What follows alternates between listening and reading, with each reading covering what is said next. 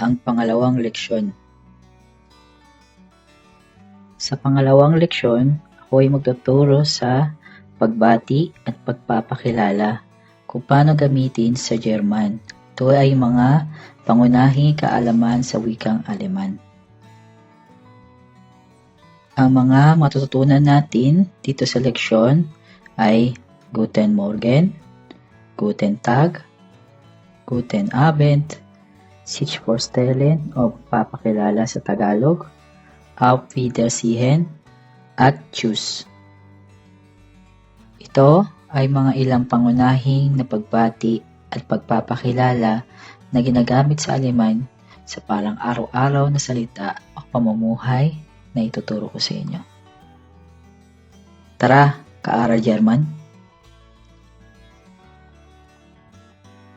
Ang una ay Guten Morgen. Ang kahulugan nito sa Tagalog ay magandang umaga. At ito ay ginagamit mula umaga hanggang tanghali. Ang pagbigkas nito ay Guten Morgen. Guten Tag. Ito naman ay kahulugan ng magandang araw sa wikang Tagalog at ginagamit sa karaniwang pagbati sa araw. At ito ay pagbigkas naman ay Guten Tag. Guten Abend. Ito naman yung kahulugan sa Tagalog ay magandang gabi. At ginagamit lang ito sa pagbati sa gabi. Pagbigkas, Guten Abend. Auf Wiedersehen. Ang kahulugan nito sa Tagalog ay paalam. Ito ay formal at ginagamit kapag nagpapaalam na mas formal na sitwasyon o sa taong hindi kilala. Ito naman ay pagbigkas Auf Wiedersehen. Tschüss. Ito naman ay kahulugan sa Tagalog ay paalam, pero ginagamit ito bilang informal. Ang pagbigkas naman ay Tschüss. Sich vorstellen o magpapakilala sa kahulugan ng Tagalog. So, pinapakilala ang sarili at ito yung mga binigay ko na mga pangusap tulad ng hello,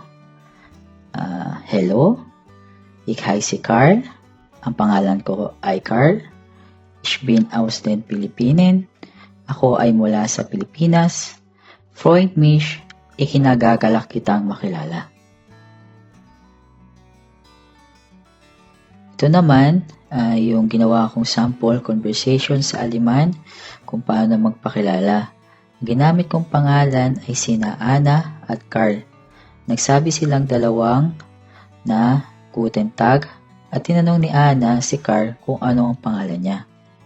Pagkatapos, tinanong ni Anna si Carl ng Wie heißt du? Ang sagot ni Carl ay Ich heiße Carl. At sa huli, sila ay nagsalita ng freut mich sa isa't isa na kahulugan sa Tagalog ay ikinagagalak kitang makilala. So, tandaan mga ka-aral German, ito yung mga ilang halimbawa na ibinigay ko sa inyo kung paano ito gamitin sa pagbati at magpakilala sa German.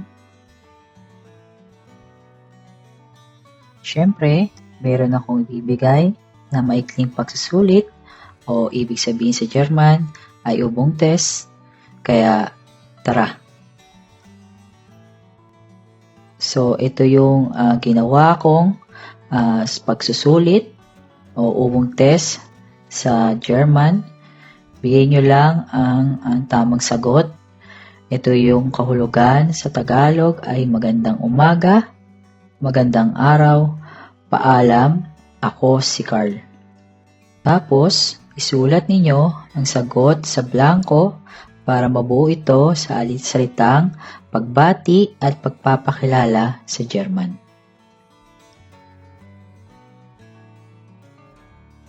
Ito naman yung mga tamang sagot sa number 1, 2, 3, and 4.